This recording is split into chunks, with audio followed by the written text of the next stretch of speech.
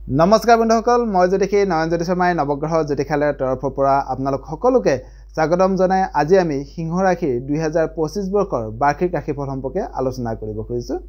এই আলোচনা কালত আমি সিংহ ৰাশিৰ 2025 বৰ্ষৰ তেওঁলোকৰ কৰ্মস্থান কেনেকুৱা হ'ব, ধন আৰু ব্যৱসায় স্থানটো কেনেকুৱা হ'ব, স্বাস্থ্যৰ দিশটো কেনেকুৱা হ'ব, তেওঁলোকৰ প্ৰেম আৰু বিবাহৰ দিশটো কেনেকুৱা হ'ব, শেষত ছাত্ৰ ছাত্ৰীসকলৰ বিদ্যাৰ দিশটো কেনেকুৱা হ'ব এই বিষয়ে আজি আমি আলোচনা কৰিবৰ কাৰণে চেষ্টা কৰিম। বন্ধুসকল, আমাৰ এই চেনেলটোৰ জৰিয়তে আপোনালোকৰ লগত দৈনিক ৰাশিফল আৰু বৈদিক জ্যোতিষশাস্ত্ৰ আৰু বাস্তুশাস্ত্ৰ সম্পৰ্কীয় বিভিন্ন আনুষাংগিক বিষয়সমূহ আমি আলোচনা কৰি আহিছোঁ। যদি আজি আপুনি প্ৰথমবাৰৰ কাৰণে আমাৰ চেনেলটোলৈ আহিছে তেতিয়াহ'লে পাৰিলে আমাৰ চেনেলটো ছাবস্ক্ৰাইব কৰিব বা আমাৰ ভিডিঅ'সমূহ সকলোৱে পোৱাকৈ শ্বেয়াৰ কৰিব পাৰে। যিসকল ব্যক্তিয়ে আমাৰ ভিডিঅ'সমূহ ফেচবুক পেজত চাই আছে তেওঁলোকে আমাৰ ফেচবুক পেজটো ফ'ল' কৰিব। আপোনালোকৰ এটা লাইক, কমেণ্ট আৰু ছাবস্ক্ৰাইবে মোৰ মনটো খুব আনন্দিত কৰে আৰু আপোনালোকৰ লগত নতুন নতুন বিষয়ৰ ভিডিঅ'সমূহ লৈ অহাৰ ক্ষেত্ৰত মনটো খুব উৎসাহ যোগায়। যা নহওক বন্ধুসকল, এতিয়া আহিছোঁ আমাৰ মূল বিষয়বস্তুৰ মাজলৈ। আজি মূল বিষয়বস্তু হৈছে সিংহ ৰাশিৰ জাতক জাতিকাসকলৰ 2025 বৰ্ষৰ বাৰ্ষিক ৰাশিফল।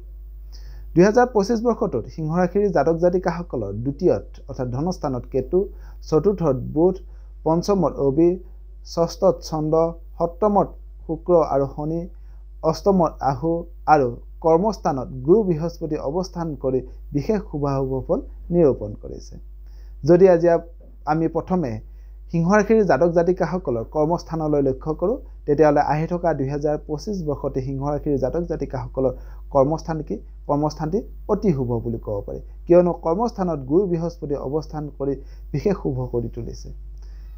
সিংহ ৰাশিৰ জাতক জাতিকাসকলে 2025 বৰ্ষটিত আপোনালোকে খুব ভাল কৰ্মত, শুভ কৰ্মলৈ মনোনিৱেশ হ'ব, ভাল কৰ্মত নিজকে ব্যস্ত ৰাখিব পাৰিব, গঠনমূলক কৰ্মত নিজকে আত্মনিয়োগ কৰিবৰ কাৰণে এটা সুযোগ সুবিধা লাভ কৰিব। এই আহি থকা 2025 বৰ্ষটিত আপোনালোকৰ মনটো খুব আনন্দিত হ'ব। কেতিয়াও আনৰ বেয়া কৰ্ম, কেতিয়াও আনৰ বেয়া চিন্তা আপোনালোকৰ মনলৈ নাহিব। আপোনালোকৰ মনলৈ সমাজৰ প্ৰতি খুব এটা ভাল চিন্তা আহিব, ভাল কৰ্ম কৰিবৰ কাৰণে মনটো খুব আগ্ৰহী হ'ব। যিসকল নিবনুৱা আছে তেওঁলোকৰ কৰ্মস্থানটো খুব শুভ বুলি ক'ব পাৰি। তেওঁলোকৰ বাবে নতুন কৰ্মপ্ৰাপ্তিৰ এটা যোগ দেখা যায় 2025 বৰ্ষটিত। যিসকল কৰ্মৰত ব্যক্তি আছে তেওঁলোকৰ কৰ্মত উন্নতি হ'ব, নতুন নতুন কৰ্ম তেওঁলোকে লাভ কৰিব, কৰ্মত পদোন্নতি লাভ কৰিব পাৰে, তেওঁলোকৰ কৰ্মত নতুন দায়িত্ব আহিব পাৰে।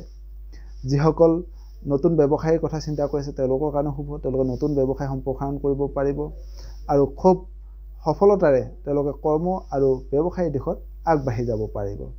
যিসকল ব্যক্তিয়ে ঘৰ, মাটি বা গাড়ী কিনিম বুলি ভাবি আছে তেওঁলোকৰ কাৰণে আহি থকা বস্তুটো শুভ হ'ব।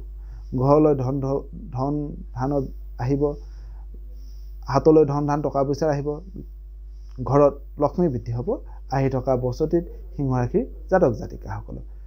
কিন্তু আপোনালোকে তিনিটা কথাত অত্যন্ত গুৰুত্ব দিব লাগিব। এটা হ'ল আপোনালোকে কথা কওঁতে খুব সাৱধান হ'ব লাগিব।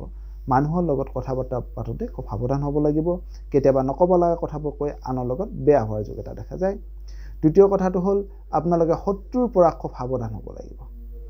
আৰু তৃতীয়টো হ'ল আপোনালোকে দুৰ্ঘটনাৰ পৰা খুব সাৱধান হ'ব, যান বাহন চলাওঁতে খুব সাৱধান হ'ব, জুই পানীৰ পৰা খুব সাৱধান হ'ব, ইলেক্ট্ৰিক বস্তুৰ পৰা খুব সাৱধানে থাকিব। এইবাৰ আহিছোঁ আমি ধন আৰু ব্যৱসায়ী দিশৰ সম্পৰ্কে। ধন আৰু ব্যৱসায়ী দিশটো সিংহ ৰাশিৰ জাতক জাতিকাসকলৰ 2025 বৰ্ষটিত খুব শুভ বুলি ক'ব পাৰি, কিয়নো ধনপতি বুধ পঞ্চমত অৱস্থান কৰিছে আৰু সপ্তমত শুক্ৰ আৰু শনি গ্ৰহ অৱস্থান কৰি ধনস্থানটি বিশেষ শুভ কৰি তুলিছে। আহি থকা 2025 বৰ্ষটিত আপোনালোকৰ ব্যৱসায়ীৰ জৰিয়তে খুব ধন টকা পইচাৰ বৃদ্ধি হোৱাৰ এটা যোগ দেখা যায়। তেওঁলোকৰ নতুন নতুন ব্যৱসায় বাণিজ্যত আত্মনিয়োগ কৰিব পাৰিব, নতুন ব্যৱসায়ীৰ ক্ষেত্ৰত তেওঁলোকে সফলতাৰে আগুৱাই যাব পাৰিব, যৌথ ব্যৱসায়ীৰ ক্ষেত্ৰত সফলতা লাভ কৰিব পাৰিব। যিসকল এক্সপৰ্ট ইম্পৰ্ট ব্যৱসায়ী আছে তেওঁলোকৰ কাৰণে খুব শুভ। শ্বেয়াৰ মাৰ্কেটৰ ব্যৱসায়ীৰ লগতবোৰৰ কাৰণেও আহি থকা বস্তুটো খুব শুভ বুলি ক'ব পাৰি। যিসকল লোৱা লহৰি, গাড়ী, কয়লাৰ ব্যৱসায়ী জড়িত হৈ আছে তেওঁলোকৰ বাবে খুব শুভ। যিসকল বিল্ডাৰ আছে তেওঁলোকৰ বাবে শুভ। ঘৰ, মাটিৰ লগত যিসমূহ ব্যৱসায় জড়িত হৈ আছে তেওঁলোকৰ বাবে শুভ। আহি থকা বছৰটিত ব্যৱসায় বাণিজ্য সকলো দিশতে শুভ বুলি ক'ব পাৰি সিংহ ৰাশিৰ জাতক জাতিকাসকলৰ। এবাৰ যদি আমি স্বাস্থ্যৰ দিশৰ সম্পৰ্কে, স্বাস্থ্যৰ দিশটোত আপোনালোকৰ সিংহ ৰাশিৰ জাতক জাতিকাসকলৰ শুভ বুলি ক'ব পাৰি।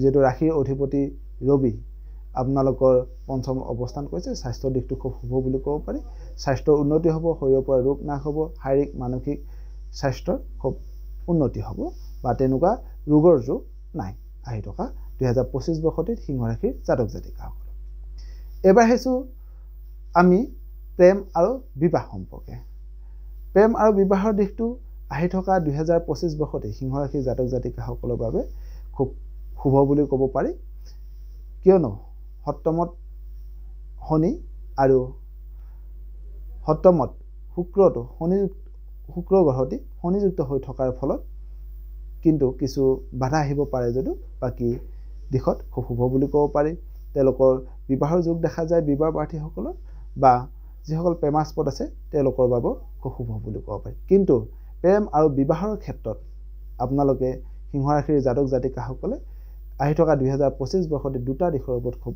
গুৰুত্ব দিব লাগিব এটা হ'ল আপোনালোকে ভণ্ড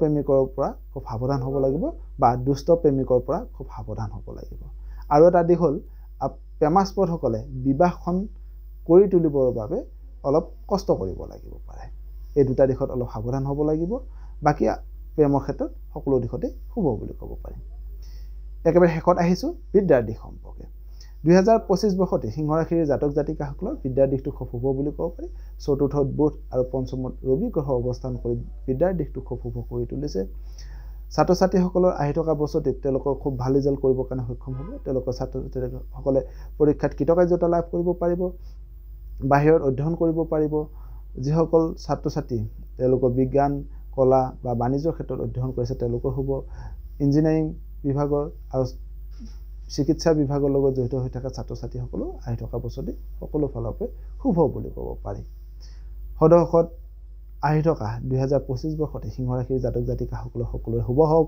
মংগলময় হওক তাৰে কামনা কৰি আপোনালোকৰ মাজৰ পৰা বিদায় মাগিছো সৰ্বে ভৱন্তু সুখিনঃ সৰ্বে সন্তু নিৰাময় সৰ্বে ভদ্ৰাণি পশ্যন্তু মা কচিত দুখ ভাগ হ'ব ধন্যবাদ